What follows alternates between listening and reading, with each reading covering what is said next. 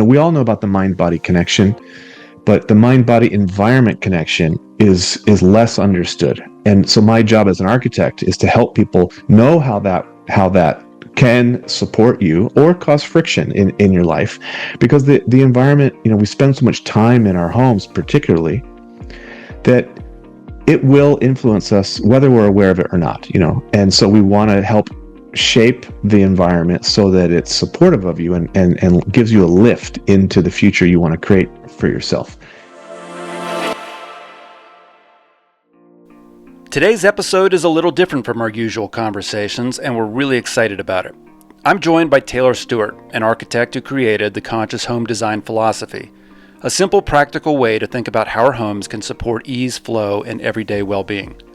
Talor shares how design can shape happiness as we age, strengthen relationships, support learning, and add meaning to daily life, along with a clear framework and specific tips you can actually use in your own home. We wrap up with Talor sharing his personal story of becoming an architect and offering thoughtful advice for young people exploring future careers. I think the profession of architecture is quite mysterious, and people don't really know what is, the scope of knowledge and the depth of understanding that even the average architect will bring to a project. I think people think, well, they sort of, know about structural stuff, and they know how to draw pretty pictures, and they can help with some sort of planning or zoning, stuff. But it's a lot deeper than that. And so there was sort of this gap between the profession and the community, the non-design community. And I wanted to write a book that would help bridge that, and sort of, not teach people to be an architect, but just say, hey, here are the things that we know. This is not talking about style or design preference. I like blue, you like green, whatever. It's nothing like that. It's just to say these are the universal principles that we know from the big data actually help people live a longer life, a happier life, a more fulfilled and rich life, statistically speaking. And if we just communicate, these are the points that are the real truth, that are fundamental, underneath of any ornamentation or style that you're shaping it to look like. Um, then once people have that understanding, it's like, oh, okay, now they're really informed to be able to understand and evaluate the built environment more better. And we all know about the mind body connection, but the mind body environment connection is less understood. And so my job as an architect is to help people know how that can support you or cause friction in your life, because the environment, we spend so much time in our homes particularly, that it will influence us whether we're aware of it or not. And so we want to help shape the environment so that it's supportive of you and gives you a lift into the future you want to create for yourself. So, I always knew I was going to write a book, even back to my college days, but it just took me 20 years before I actually did, because, it takes time to um, establish and practice and gel all the stuff into a very to a crystallized methodology. It's like, okay, this is the stuff that actually matters. This is what moves the needle. This is what's universally applicable, rather than just focusing on a specific person. I mean, all my work is highly individualized. You get that, but there are some universal principles, like Maslow's hierarchy of human needs, scientific first principles, um, Harvard study of adult happiness, things that we know, fundamentally move the needle. And so let's start with there, because you could have the most beautiful pair of shoes, very expensive, from your favorite designer. Um, but if they're three sizes too small, they're not much good to you. And so there's a lot of beautiful looking homes that look amazing in a magazine, but it's like a museum. It's like it's maybe impractical to actually live in that home. So we want to make sure that your home is deeply personal, deeply functional first for the way you want to live, and then we make it in whatever style or as beautiful as you like based on your preferences. So that's sort of the process and the thought behind it. I wanted to find the science rather than just the preference, in design as my message, my major message to the world. So that's what conscious home design is all about.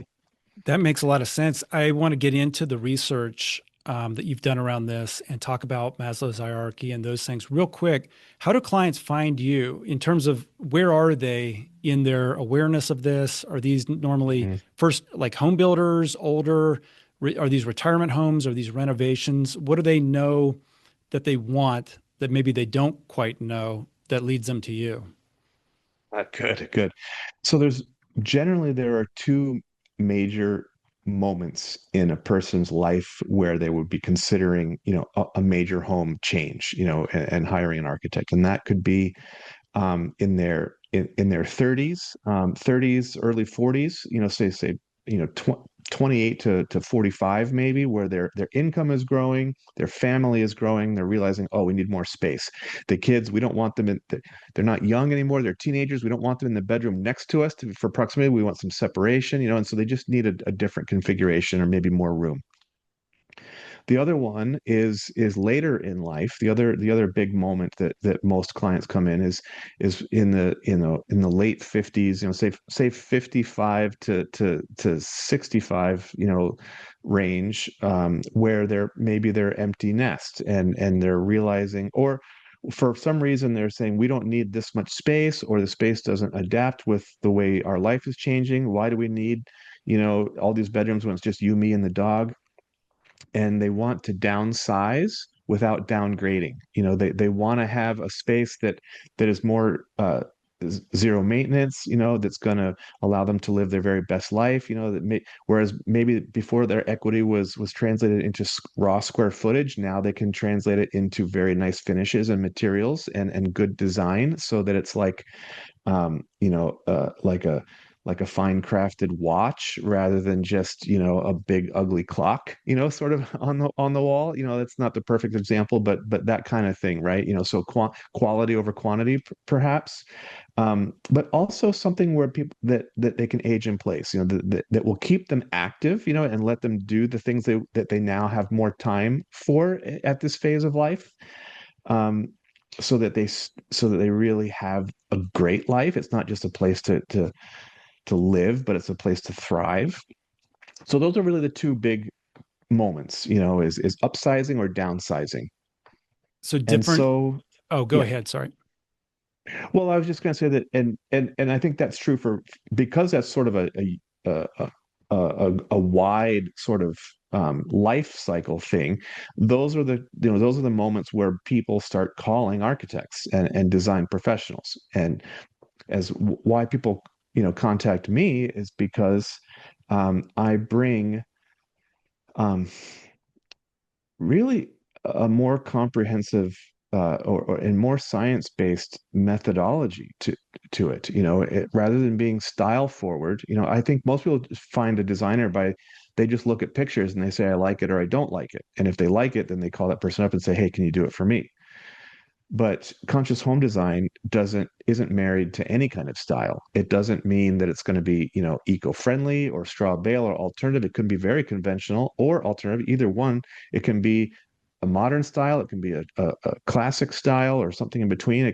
It can be a cottage, it can be a castle, so regardless of size or style or materials, conscious home design is about setting up that system so that it works for you. And so you might not even recognize conscious home design if you see it. It's not like something you go, oh, that's conscious home design. No, it's conscious home design is going to show up.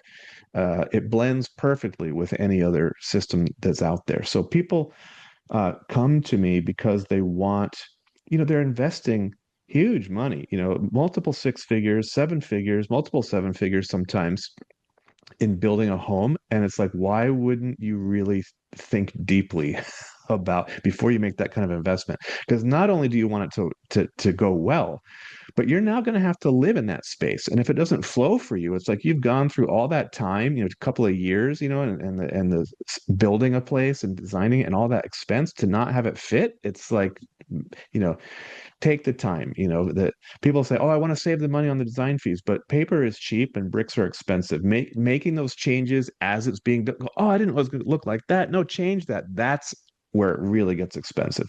So thinking it through clearly at the beginning so it serves you well for years to come. It's like just setting your GPS coordinates. Sure. Yeah, I mean, we all, when we walk into a home, when we're looking at potentially buying, there's some homes that we like, there's some homes we don't, and maybe we don't know all the science behind it, but we just have a feeling like Sure. this feels good and this doesn't feel good. One of the things I really like about your approach is that you work with this up front. Having worked with some designers, I know many will say, well, we can do whatever you want, but as someone on my end of the table, I'm really looking for guidance, really looking for Yeah. suggestions, really looking for, take me through this journey and teach me and draw this out of me because maybe I don't know what I want. I do, but I don't. So, Yeah. That's um, right. Absolutely. Andrew, like everyone, so if you came to me and said, Taylor, I want to build a new home, um, you have your list. Everyone has their wish list. It has to have this and this and this. Everyone knows a few things of what they want, and they probably have a few things that they don't want as well. I've had this in the past and I didn't like it. It didn't work. So, avoid that, but definitely have these things. And so so I wrote the book Conscious Home Design to be very accessible. You can read it in about an hour. But then I hired someone with a dual master's degree in social work and psychotherapy, and this person works as an active therapist and counselor for people. And I said, please, read the book, work with me to take these ideas and apply them and help people. Let's develop some worksheets and exercises that they can apply what that would look like for them, because the quality of the question you ask determines the quality of your results.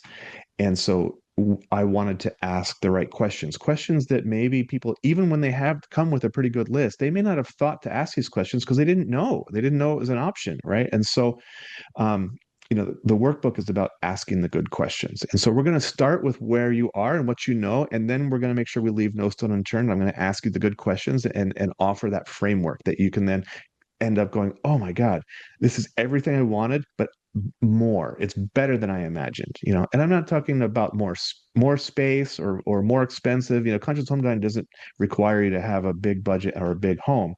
We can do even in a 700 square foot cottage. We can give someone a very beautiful, very well supported space. Um, but that's sort of the process. So it's certainly about you know, it's not all or nothing. We meet you where you are, and then we do that initial assessment, and then we just walk through the framework. that's really cool how you've weaved psychology into that interview process and that planning process. So there's a couple of different questions I could ask. Maybe you could talk about what that looks like, or we could just go Mhm. with generally based on your research and maybe working with this counselor. I think you said it was a counselor as well. What Yeah. did you learn about what makes people and your clients, what really brings them happiness as they age? Mhm. Mhm. As I was researching, to write the book, um, I had a big, 50-page Google Doc with all of my notes and things and links and citations to studies and stuff that I had collected over decades. And one of the things I came across was the Harvard study of adult happiness, which started in 1938 and is still going on to this day, 88 years later. They studied thousands of individuals and basically did a snapshot. Who are you? What's your background? Do you come from opportunity or poverty? Do you have what's your health status? What's your career goals? Just everything about them, a full workup. And then they track these individuals for their whole lives, and they've all passed on now after this much time, but they're on to second and third generations. And periodically they would check in with them and say, okay, let's update. How are you doing now? And they just see. So they had these moments, these avatars, and see how their lives would progress. And they found that throughout the ups and downs and challenges of life that everyone has in their own way, whether they were health challenges or um, business success or failure or career changes or, just the ups and downs, all those things matter. But what they found, the single biggest predictor of people's life expectancy and the happiness, the sense of fulfillment that they would report, was the quality of their connections and their relationships. Relationships were the single biggest predictor of life expectancy and happiness, much more than if you had a big fancy house or if you lived in a very humble house with no running water. It was just it was profound. And so when I came across this, I said, okay, stop the press. I need to spend more time here because this is, the highest aim, the highest goal of architecture is to help people live happily ever after, is to help people live their best life, is to facilitate human endeavor. And so if we now intuitively we all know this, we all say, oh, I do whatever I do for my family. Yes, when I have free time, I just want to hang out with my friends. It's like we want those connections. That's it's our reason for living, kind of a thing. But without the math, without the data from the study, it remains this sort of wish list item. Oh, I wish I had more time for this. I want this, but we may not prioritize it. We may even feel guilty about going after that. Once we have the math from a big study like this that says, no, you're right to feel this way because it actually helps people live longer, it's something we can take off of the wish list to a must-have list, and we can begin to plan for it intentionally. And so I said, well, what would it look like if we built our homes to facilitate relationships? Because that's what's going to help people live truly their best life, regardless of style and everything else. Yeah. So when I came across that study, and they were very clear that relationships was not limited to romantic partnership. So if you're single, you can still live a long, happy, rich life. So I started to dig into this idea of relationships. And I had done a lot of relationship work just on my own as an individual for wanting relationship success. I read all the headline books, the Gottman Institute and attachment theory and love languages and Mars and Venus and all these different things, right? Because I wanted to just be a better person, and understand myself better and how to interact with others better.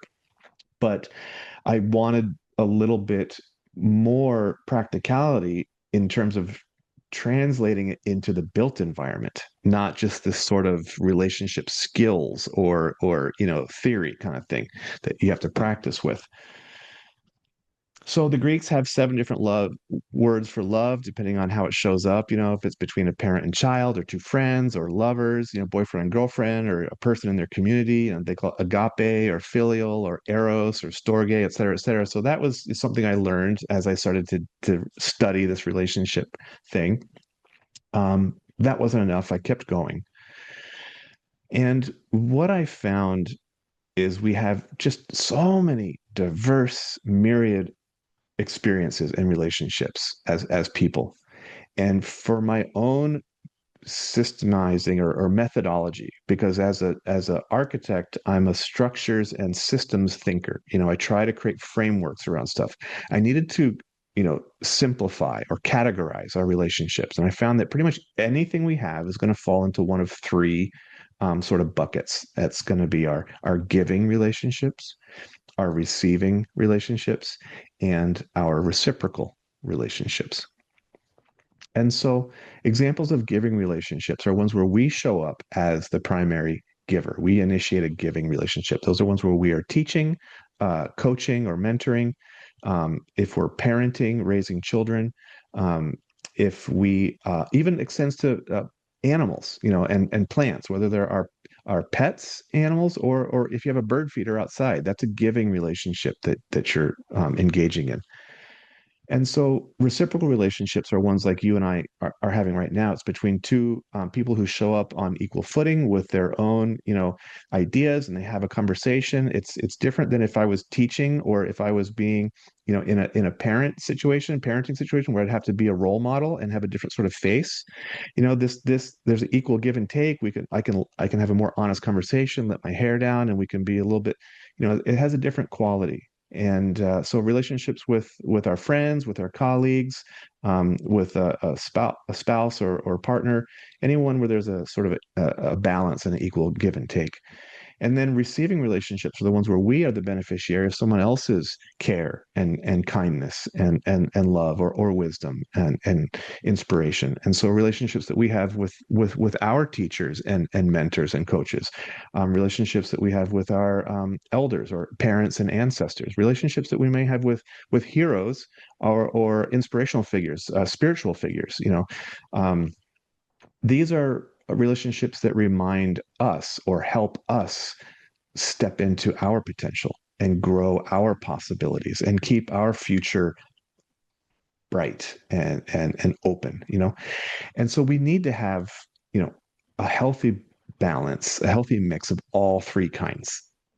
And what that looks like is individual. Everyone has to choose for themselves what feels right, their unique formula, um, whether they're introverted or extroverted, and what other sort of personal, expectations they would have for themselves and what feels good.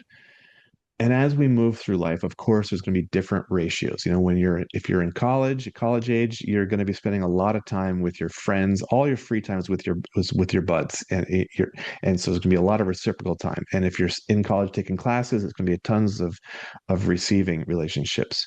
Not a lot of giving relationships activated at that phase of life. But soon thereafter, most people settle down a little bit and they start a family and they got young children, and it's just giving, giving, giving 24/7 for years. And they're saying, oh, please, can I just have an extra hour of adult conversation in my life, to have some reciprocal time. And so, as we go through life, there's going to be, ebbs and flows. But overall, you want to have a healthy mix, because that's what makes a well-rounded individual, a well-developed individual, someone who's not just so, like, you don't want to be the fiddler crab where you're just lopsided on one side, and the fiddler crab has one giant claw and one tiny little claw. And so you want to be, less lopsided and more symmetrical in your approach. And so in conscious home design, I said, what would it look like to make sure that every home has intentionally built into it opportunities for all three kinds: giving, receiving, and reciprocal relationships? And so taking it one step further, I said, what would it look like? Is it possible even to make every room in the house have opportunities for all three kinds of relationship? Not just, some people think, well, the kitchen is more of a giving space and the family room is more of a reciprocal space, or, it's like, yes, some spaces are inherently dominated by one type, but it's still possible to have all three types in every single room. And so, we can talk about that, what that looks like, or we can pause and go in another direction. Let me know your thoughts. Yeah, I have a bunch of questions. Sure. Do you have, maybe before we go on to the next question, can you just offer a couple of examples of how you might design a room or a space just to meet more of a giving need or a reciprocal need? Just a couple brief Yeah, examples, let's just do so that. the audience can kind of think about that, and then we'll move on to the next question. Absolutely. So this is where the rubber meets the road. This is where we take, ideas and concepts and make them very practical and actionable. And this is what it really looks like. And so anyone listening, can do this, even if they're not planning to renovate their home. This is something you could do in a rental property right now. So I love that question, and I love this data point here. So I like to start with a room that people, as an example, people typically do not consider a relationship building space, and that is the bathroom.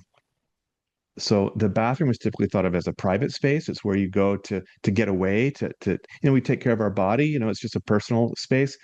Uh, it also is a space to not just take care of your body, but also to have a break. Perhaps if you just if you have young children, you just need 5 minutes to yourself for a moment. It's an escape. If you're at a party and there's a lot of buzz in the air and you just need to, calm your energy down. There's too much, stimulation going on. You can check out and take a few deep breaths. Or if you're at Thanksgiving dinner and with the in-laws and someone starts talking politics and you just don't want to engage, so the bathroom is a wonderful private refuge and space, but that's also an extremely rich and fertile territory to start reminding yourself of the strengths of the connections that you have. And so, what does that look like, really? Um, Examples of giving relationships in the bathroom. If you happen to have an outside window, then you can certainly put a plant or two, on the windowsill. Or if the sill is too small, then a little shelf nearby that they can get some light, or hang it from the top of the window. And not only are you getting the goodness of plants, which has a physiological effect on us. When we see green growing things, the mind calms and the breath deepens. It's less shallow. Our heart rate slows. It encourages a resting heart rate, and blood pressure lowers, and stress comes down because our bodies, were raised in nature, not in boxes. And so, no matter how beautifully decorated a space is, it may be pleasing to the eye, but it doesn't trigger the physiological response the same way that looking at a nature scene does, or green growing things.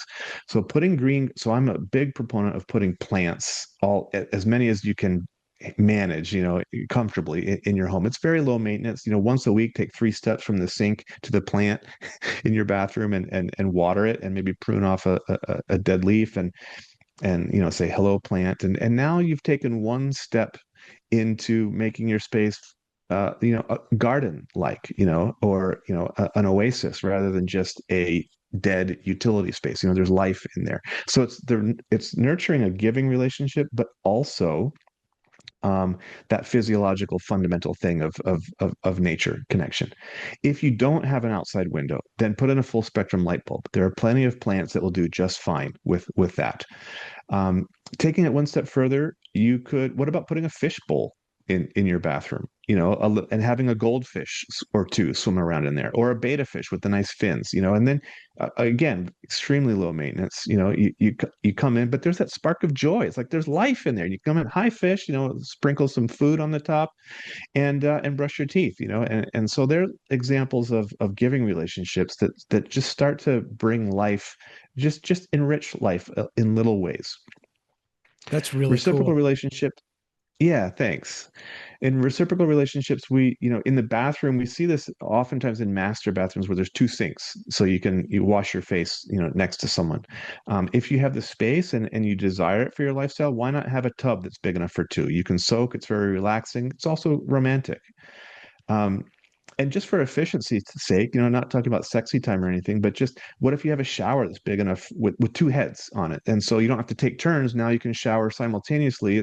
It's more efficient, but it's also, you don't even have to say anything or interact much. Just being in proximity it can create a harmon flow and harmony in a relationship. These things can be depend. It's up to you if you choose these things, but those are options, examples that you have to choose what feels right for you.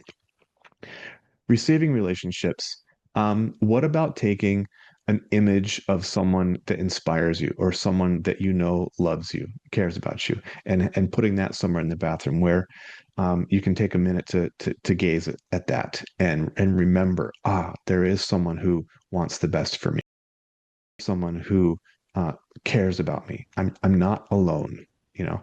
And how does that change the way you feel in your body, the way you stand on your own 2 feet, the way you show up in life, on a daily basis? What sort of ripple effects are going out and coming back? When you throw a rock into a pond, the ripples go out, they hit the shore, and then they come back. And so, we live in an ecosystem of life. And so what we send out, somehow uh, comes back in a way.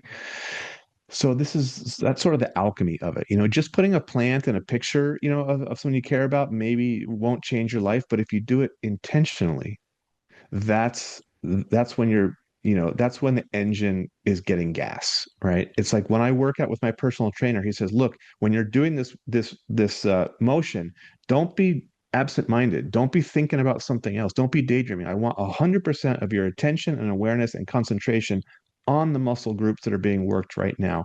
That connection, that mind body, in 6 months time, I made more progress than 3 years on my own, with that kind of guidance. And so this is what we bring. And we I know how to brush my teeth. I don't even have to think about it. I've done it so many times. So I can be there in the morning brushing my teeth and I'm already running through my to-do list, or thinking about a meeting that happened yesterday and the email I'm going to compose today to respond to that, or whatever, and there's nothing wrong with that. The mind is capable of doing that. We economize, we habitualize things so that we don't get decision fatigue. We have a limited amount of willpower to do things. And so we need to, but I'm not saying stop.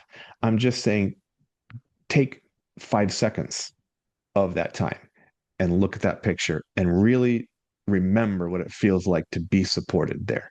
And look, if putting a picture of grandma in the bathroom feels too weird or prominent, um, or a spiritual figure you can't agree, hey, I'm Jewish, my wife's Catholic, or whatever, and you don't both want to have a picture of Jesus on the wall or something, find an affirmation or a quote, or something that someone wrote to you in a letter, and put that up there, and then look at that, and that's very subtle, and it's a way that's not so prominent, and find something that works for you and the people you live with, that feels right.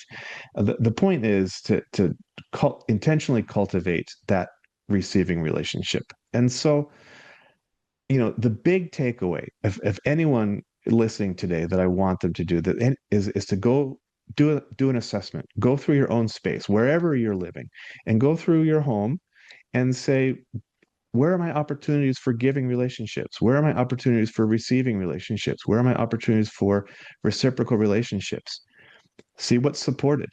Are there any gaps?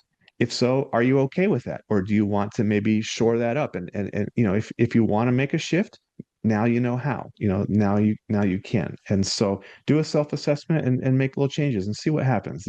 See what the year ahead brings when you feel that. So it's conscious home design. It's not all or nothing. Obviously, for building a brand new home from the ground up, that's a quantum leap. You can really control and shape your future and destiny that way.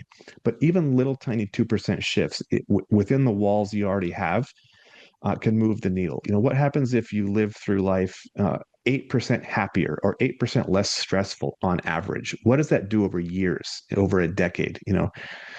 So that's the principles that we're working. The butterfly effect. Um, big results have sensitive dependence on initial conditions. And so these are the initial conditions that we're intending. And so this is really the alchemy of conscious home design. I love that you just used the word alchemy. That's such a cool Uh-huh. word. But it's really awesome how these tips, as you just mentioned, they can be simple, they can be small.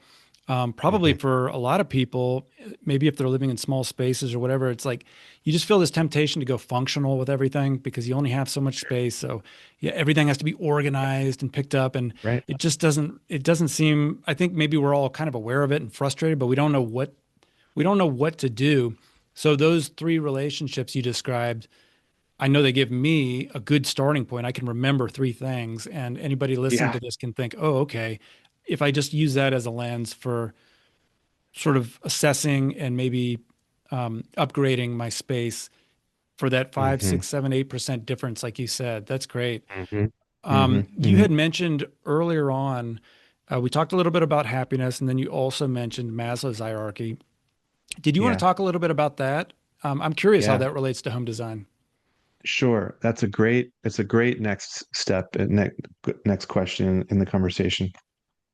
So, um, homes started from shelter, right? Like we needed to defend ourselves against the elements, and um, architecture is really, in large part, responsible for helping all advance all of our human achievements, from art to science, technology, medicine, whatever. It's all because we were able to control our environment.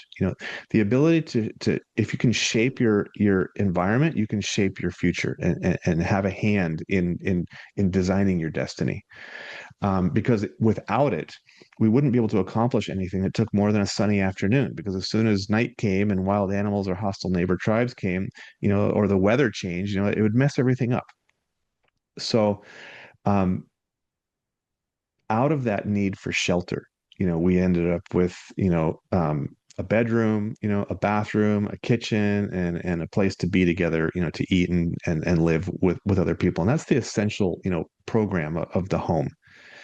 Um, the thing is, we're more than just animals. It can keep you alive if you have shelter, even beautiful shelter, but it's not guaranteed to help you thrive, you know? And so the founding fathers in the Declaration of Independence said, we believe it's self-evident and, inalienable, the right to pursue life, liberty, and the pursuit of happiness. Yeah. And so life, I think, is well facilitated or helped by doctors. Medicine helps us live, better. Liberty is really about, our system of justice, laws, and things to help create the framework within which a society can function, the rules to engage with each other. But happiness, the pursuit of happiness, is very haphazard. It's left up to kind of chance. Hey, maybe you'll get it, maybe you won't.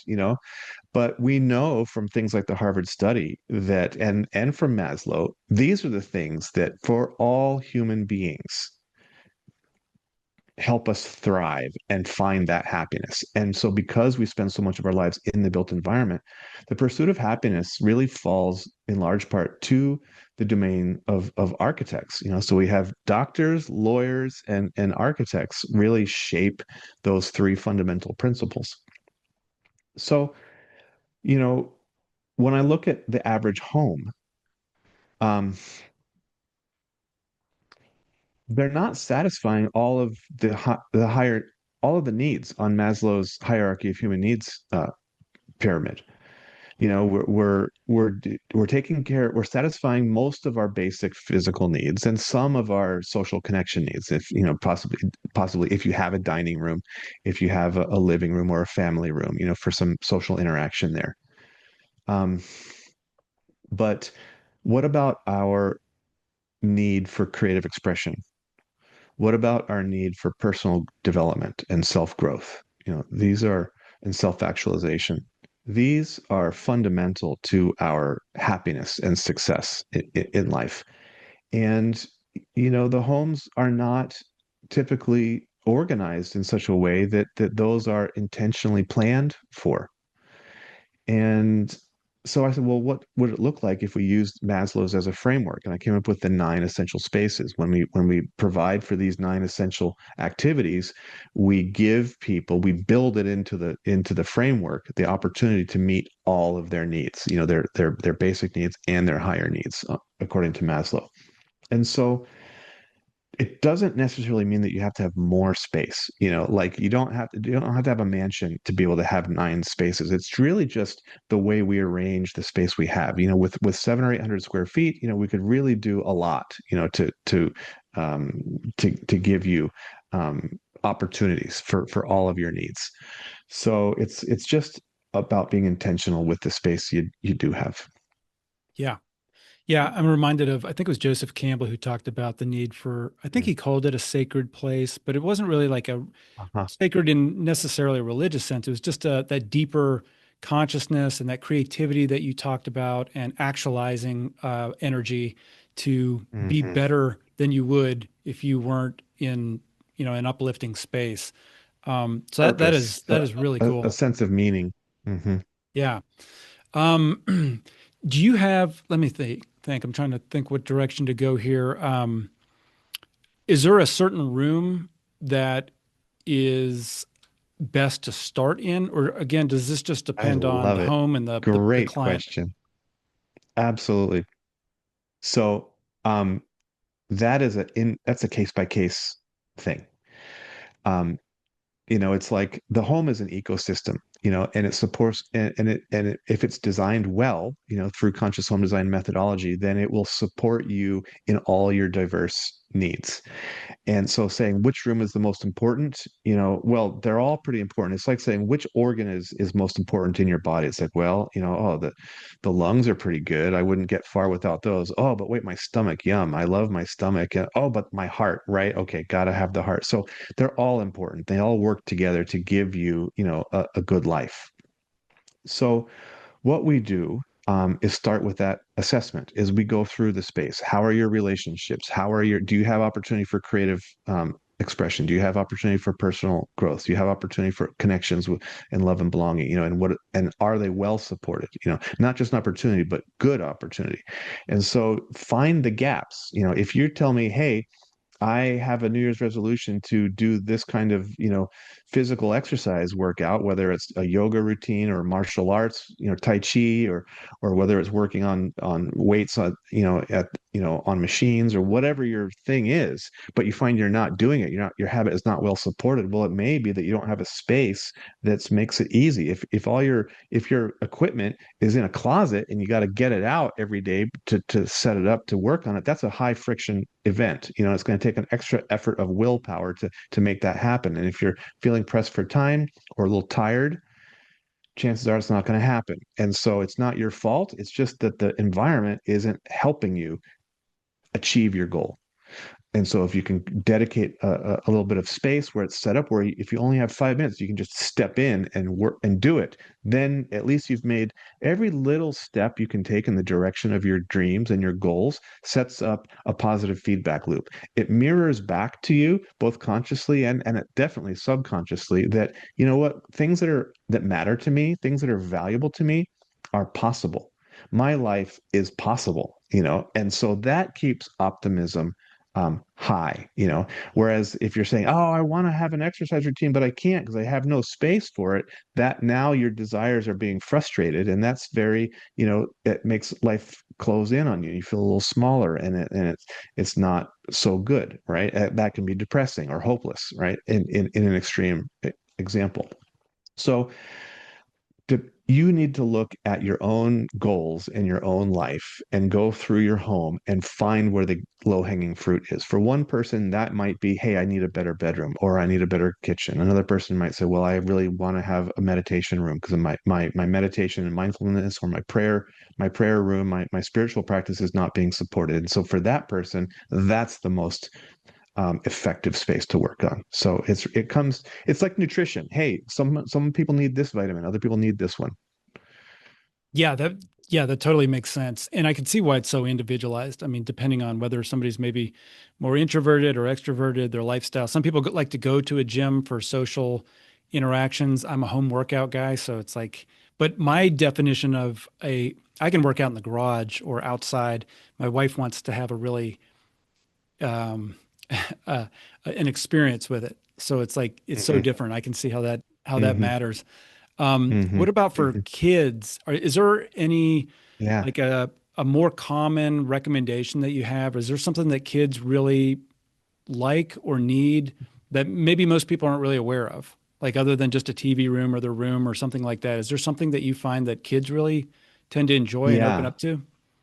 I love it when kids do the workbook. Like if someone is building a new home and one person is the driver of everything, then that's okay. But what happens if they're trying to design a family room and they do it and that person, it comes up in the style that they love, but no one else likes that style? Then it's defeated because no one else feels comfortable there. And the very purpose of that room is to make people feel comfortable and interact, but no one wants to be there except the person who designed it. And so we really want to take in ideas and response and desires from everyone, to that's cohabitating with you. So, even 5-year-old, 6-year-old kids can sit there with their parents and we can ask them some of those questions. Some of them are just too deep, but you can get some great information there. That said, those are individual things. That said, going back to Maslow's, even as a kid, you still need to have opportunities for creative expression and for personal development. even more so because the mind is so young and it's formulating. The personality is still developing. We know that test environments, just changing the environment that students are working in, affect um, test results by up to 11%. That's the difference between a B minus and an A, and so we definitely want to be mindful of, the study space that kids are doing their schoolwork in. Einstein said he liked spaces with low ceilings because rather than that sort of cathedral effect that gives you that lift, that inspiration, studying is a time to concentrate and like a magnifying glass to take all that ray and do a beam, that you can set fire to something with, to concentrate it, and so perhaps a study nook doesn't have to be in the family room with a giant ceiling. It may work. That was just Einstein's preference, but you want to experiment with things and find a way. Do the kids need to be away, and in a place that's distraction free, or do they need to be near in proximity to someone else so they can ask questions, or again, introverts or extroverts, just someone else moving around and being there makes them feel safe and comfortable, and so they get their best studying work done because they're near other individuals. They don't feel isolated. So understanding the individual needs is going to really make an impact in the success of that child growing and developing and doing well in life. Great points. I'm really intrigued by what you mentioned about environment and test results. It's not really surprising, I guess, but it just, Yeah, I guess, further drives home the importance of creating the right space. And that leads me to another question. There's a lot of talk in schools and learning environments about natural light versus fluorescent lights. And I wanted to sure. ask you this anyways, because we have a beautiful sunny day here in Western Colorado. We get tons of sun out here. I know you mentioned at the beginning of this podcast before I hit the record button, you've got a beautiful sunny day there too. I've Yeah. heard you talk a little bit about the sunny window effect. Can you Uh-huh. can you elaborate on that a little bit? Yeah, sure. Yeah. So I'm here in Vermont. It's winter. It's very cold, and so having a bright sunny day come out is invigorating. It's very rejuvenating. Um, when I was a kid, I remember very clearly, spending time in a room, maybe reading a book or playing a game or doing homework or whatever activities were happening, but seeing the sunlight shine in through a window and how inviting that room is, and then be sitting there doing my thing, and then a cloud comes by, and suddenly the room dims, but then the cloud passes and the room illuminates again. And even a beautifully decorated space, it's that much more welcoming when the sun is coming in. And I noticed that even the family pets, whether it was the dog or the cat, that sunny patch on the floor, that's where they would curl up. We're just naturally drawn to the sunlight. Light is life. And so I coined a term that I call the sunny window effect, which is basically recognizing that inclination that we have to respond to light and the sun. And if you're standing at the doorway of a room and it's dark, um, you know, and then suddenly the same room has sun coming in, you're just so much more encouraged to go into it when it has the sun. So the way we can put this to work for us, this inherent instinctual draw that we have with the rhythms and the cycles of life, is to think about the activities that we want to encourage and locate them, based on what time of day, where there's going to be sun.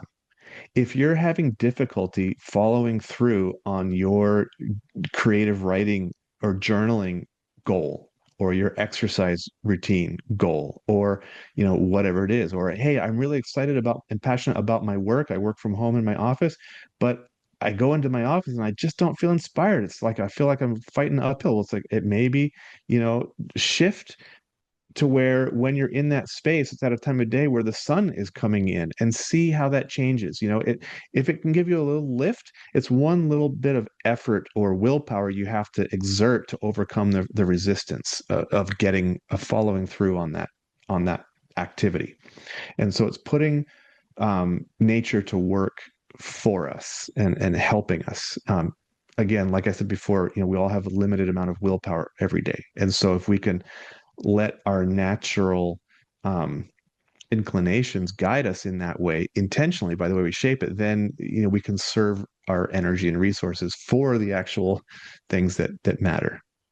That's really interesting. On a personal level, am very drawn to studying kind of like the old geocosmic aspects of ancient sites and how many of Hmm. these ancient buildings were constructed with a view of the sunrise or the sunset or the Hmm. solstice or moon, maybe whatever it is. Do you feel like, is Yeah. there a trend, have you noticed in home design? Are we moving one way or the other, or does it really just depend on the builder and the designer, and is it just kind of all over the Not place? not much. The ancients built architecture um, in concert with the seasons and cycles and the rhythms of the movements of the celestial bodies. Um, with they had less technology. They didn't have HVAC equipment, air conditioning and heating. They didn't have plumbing, and they didn't have electricity and all sorts of things that allow us to um, insulate or isolate. It's like you can set up a laboratory now with modern architecture that completely ignores cycles of nature. We've got people living in Antarctica year round doing work. It's like it doesn't matter. There's no sun, there's no life, there's nothing growing, and yet humans are there doing stuff, right? And so our technology has allowed us to completely separate from nature. Um, and so because we have in many ways. Whereas back then life was so much more dependent. They were more cognizant of their dependence on everything in the world around them. So it makes sense that they would build in such a way that would clock and calculate and interact with and strengthen their sense of connection with that. Um, I like to put the kitchen in the southeast. If we have the opportunity for, to build a new home, and the site, it works for the site. Grandma always told me that breakfast is the most important meal of the day. And knowing that we're drawn to a bright, sunny room, if you have morning sun in your kitchen, then maybe you're going to spend an extra 5 or 10 minutes in there because it's such a nice space to be in, preparing nutritious food. You know, and as we're young, we can get away with just doing coffee and a granola bar for a few years. But as we age, and certainly over decades of time, eating that way, your nutrition levels are going to start failing.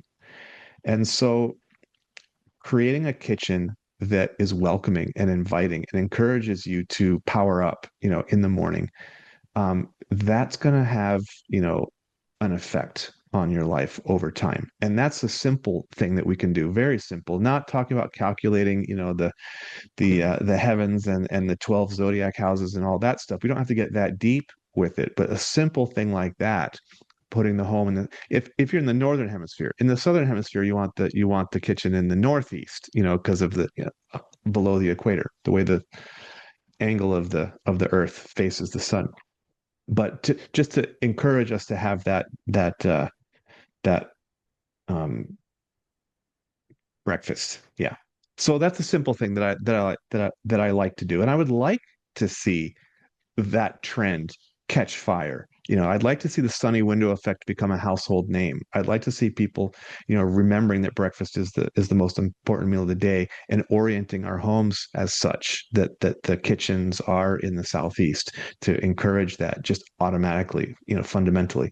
But I'm just me, So I'm working to try and certify conscious home design people in the methodology. I'd like to have a conscious home design studio in every state. I'd like to certify an architect or designer in every city, in the world that can serve their clients with this way. Because I'm only one person. I can't serve the whole world. But if I, certify a bunch of other people in the methodology, then we start to really, send those ripples out. Yeah, that actually answers a question that just popped into my head. I was going to kind of ask you how common this Sure. mindset is or this framework for design is in the field of architecture. But it sounds like there's a lot to learn for architects to Yeah, learn about this, but also really everybody. It's such a holistic field the way you describe it. I mean, you're incorporating elements of kind of a little bit of everything, psychology, um, kind of astronomy, nature, and then of course the yeah, architectural, the build components as well. So it's like you're sure. bringing in a little bit of everything. Well, I just look at what constitutes a full, rich life, because you see all sorts of designers, and if you start searching, everyone's talking about your best life, but is there an actual framework to help you get that? And I'm not seeing one. You know, I think it's very haphazard. And so my work is architecture, has room to grow. We are still evolving as a profession, as a species. We are not done. There's a lot of room, a lot of runway for this type of integration. In large part, the homes are still, the basic program still from the 1900s. And so conscious home design really is about bringing the profession into the 21st century. Because the other disciplines have learned so much about the science of human excellence and possibility. So if architecture stays in a bubble, just talking about design and styles and things like that, it's disconnected. When the professions are integrated, then progress happens more rapidly. And so I need to stay within my lane. I'm not a counselor. I'm not a doctor. I don't, architecture is not medicine. It's like there's a lot of things that I can't promise or do. I just look at the data statistically. Hey, people live longer when they have these things. Can that inform the way I shape space for people? And so that's I recognize the limitations of my professional competency, but I do want to be informed, and I bring that those are personal interests for me, but also professional interests. So I bring that to serve as best as I can. No, and that totally makes sense. But as you've explained, and I think it also makes a lot of sense, is there is that inherently psychic nature to architecture, so that it's touching us on all Mhm. different levels, whether we perceive that consciously or if that's something we feel, subconsciously. So yeah, Right. I totally get what you're saying. I have a million questions for you, and frankly, I wish you lived out near where I live because I'd have you over to our house. But I have so Mhm. many questions I want to ask you. But just in the interest of time, I thought I'd just finish with kind of a pop question related to what drew you to architecture, and then if you were talking to any youngsters out there of whatever age who are exploring careers or whatever else, anything that you can think of that you might wish you had known about architecture either before you found it or once you were getting into it, something that might, kind of pick their curiosity. Yeah, sure. Um, it's a great question. And there's some, it's hard to answer that succinctly without some backstory because you're asking me about my life path and how did I get into it. Um, I had a business, a cottage industry business, in my early 20s that I had a level of success and was very passionate and really enjoyed the lifestyle that I had from that. But it became clear to me that that wasn't going to be the sum total of my life. While it might be a cornerstone, it's not going to be the full foundation. And I needed to do something else. And so I sold my business, but I didn't know what I wanted to do. So I went on this like 2-year walkabout. I just traveled. I've been to every state but Alaska, all across Canada. I've been to other countries too. And I was just exploring and adventuring, and just taking in, the world, seeing what's out there, and trying to find myself at the same time, just being sensitive, paying attention. I really started doubling down on my meditation practice and trying to be, when I get thoughts or feelings, I wanted to tune in and say, is that it? Where's that coming from? Where's the source of that? To get clarity on my own, sense of things. And one day it just hit me, like a light bulb went off. I was like, oh, of course, you're going to be an architect. It was like it's always been there. The clues have been there since early childhood. I don't know why I never saw it before, and how come no one suggested it? People had said, oh, you're great. You're going to be an artist. You draw so well. Oh, you're going to be a carpenter and a home builder, and which I had already done. It's like, no, I'm not going to do that for my life. So the architecture thing was just for me. It was obvious and had always been there. So at 25 years old, I went back to school to pursue that profession. Um, for young people who are finding their way, I would say if you haven't been encouraged or supported in things from life and the adults and others around you, sort of offering you good support and guidance, um, the clues to our successful future are usually in our childhood, and particularly in the tween years, because in 11, 12 years old, um you're not a child anymore in the sense of there's a lot more sophistication to the mind and the personality, and so the way you initiate and play things that are naturally enjoyable to you, that you're drawn to, they're more developed, and so it's easier to identify those little flags that go up about what your interests lie.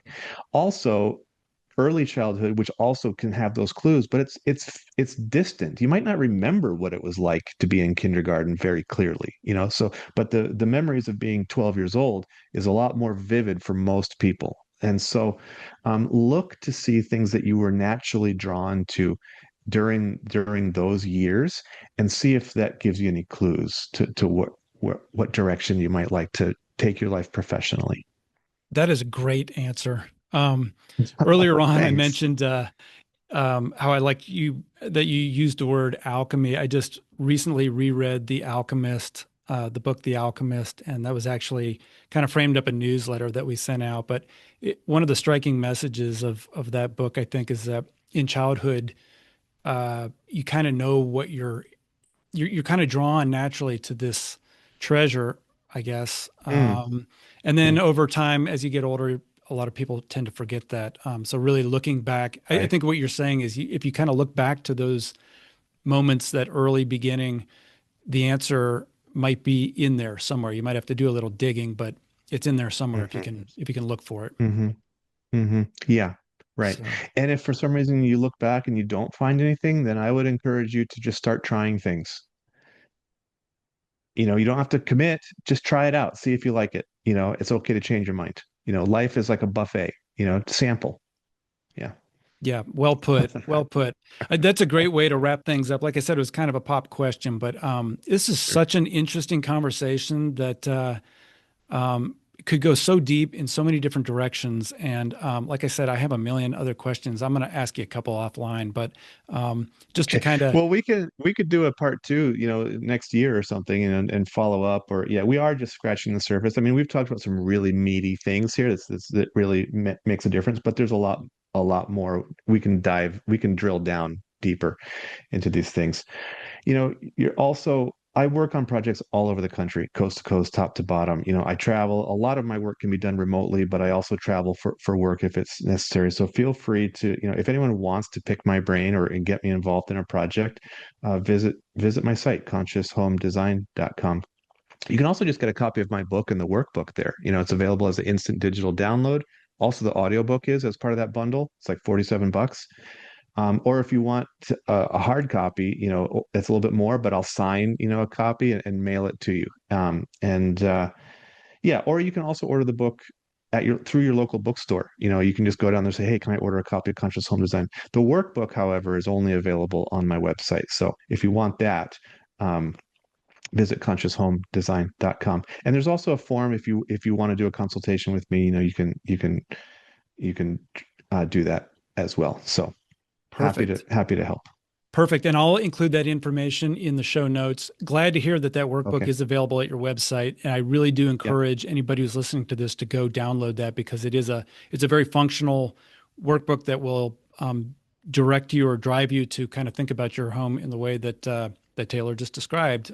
So really appreciate that. I'll include that in the show notes. And I can't tell you how how nice it's been talking with you. And Oh, if you can thanks, just hold Andrew. on for a little bit, I have a couple of other questions to ask you, but we'll sign off for now Sure, and then sure. hopefully No, get you back no, on. no problem. Thank you. Thank you for having me on the show. I really appreciated your sensitivity and the questions you asked were spot on. So it's really nice to connect with you. Thank you. That's it from us today. As always, you can find more information as well as resources on our website, individualmatters.org.